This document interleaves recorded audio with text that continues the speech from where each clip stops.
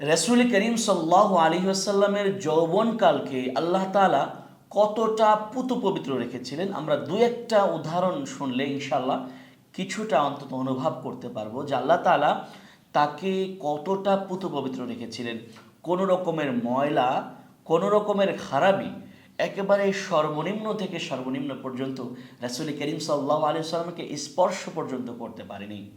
এ ব্যাপারে যদি আমরা সিরাতে ইবনে হিশামের একটি উদ্ধৃতি এখানে তুলে ধরি, ইবনে হিশাম রহমতুল্লাহ আলাইহির একটি উদ্ধৃতি আমরা যদি এখানে পেশ করি, সেটা হচ্ছে তিনি বলেন যে ফাশাব্বা রাসূলুল্লাহ সাল্লাল্লাহু আলাইহি ওয়াসাল্লাম আল্লাহু তাআলা ইয়াকলাউহু ওয়া ইয়াহফাযুহু ওয়া ইয়াহুতুহু মিন আকদারিল জাহিলিয়া লিমা ইউরিদু বিহি মিন কারামাতিহি ওয়া রিসালাতিহি।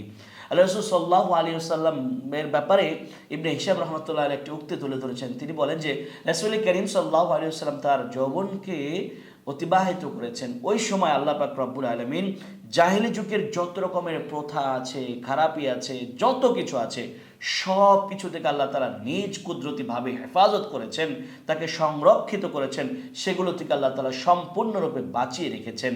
কি কারণে আল্লাহ রাসূল সাল্লাল্লাহু আলাইহি ওয়াসাল্লামকে এতটা পবিত্র রাখা হয়েছে? লিমা ইউরিদু বিহি মিন কারামাতিহি ওয়া রিসালাতিহি।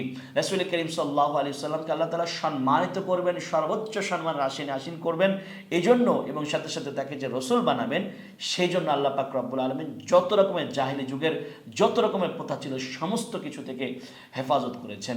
যদিও ওই সময় মানুষ কোনো খারাপ কাজ করাকে খারাপ কাজ মনে করতো না, তথাপিও সামান্য থেকে সামান্য কোনো খারাপই, সেটা থেকে আল্লাহ পাক রব্বুল আলামিন আমাদের পয়গম্বরকে হেফাজত করেছেন।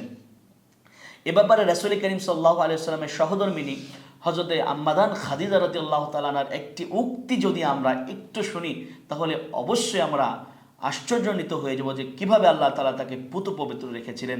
আল্লাহ রাসূল সাল্লাল্লাহু আলাইহি ওয়াসাল্লাম যখন হিরা গুহার মধ্যে প্রথম নবুয়ত প্রাপ্ত হলেন, জিবরাইল আলাইহিস সালাতু ওয়াস সালাম যখন তাকে চাপ দিলেন, তৃতীয়বারের বেলা যখন ইকরা বিসমি রাব্বিকাল্লাযী খালাক, এটা যখন ইকরা বিসমি রাব্বিকাল্লাযী খালাক এই আয়াতটি যখন তাকে শেখানো এবং 5টি আয়াত যখন তার উপর অবতীর্ণ করা হলো, রাসূল করিম সাল্লাল্লাহু আলাইহি ওয়াসাল্লাম ভীত সন্ত্রস্ত হয়ে গেলেন। মানবীয় যে ভয় সেটা তার মধ্যে কাজ করলো এবং তিনি চলে গেলেন বাড়িতে গিয়ে হযরত আম্মাদান খাদিজা রাদিয়াল্লাহু তাআলা আনহাকে বলছেন, জাম্মিলুনি, হে খাদিজা তুমি আমাকে চাদর আবৃত্তি করো, আমি নিজের জীবনের উপর আশঙ্কা করছি।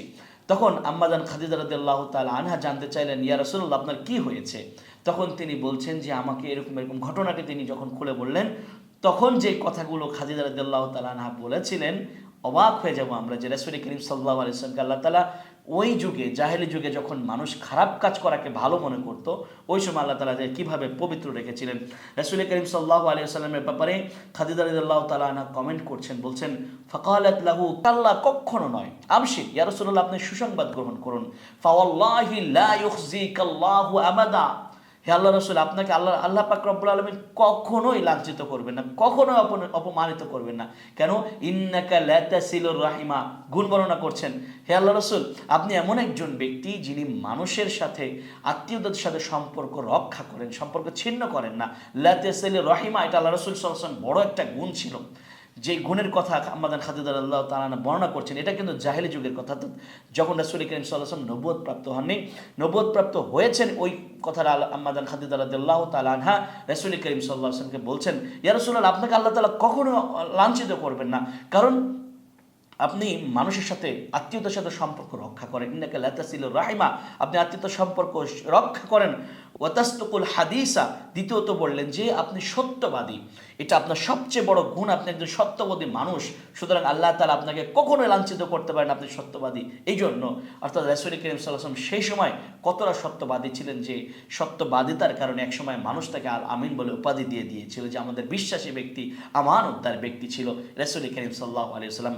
এবং আম্মাদান খাদিজা রাদিয়াল্লাহু তাআলা 3 নাম্বার বলেন, ওয়া তাহমিলুল কাল্লা, আপনি তো যে সমস্ত ব্যক্তিরা বোঝা বহন করতে পারে না, তাদের বোঝা আপনি নিজের কাঁধে বহন করে নেন। ওয়া তুঈনু আলা নওয়াইবিল হক, এবং সাথে সাথে আপনি যে সমস্ত ব্যক্তিরা হক প্রত্যাশী, যারা সঠিক পথ প্রদর্শিত হতে চায়, তাদেরকে আপনি পথ দেখান।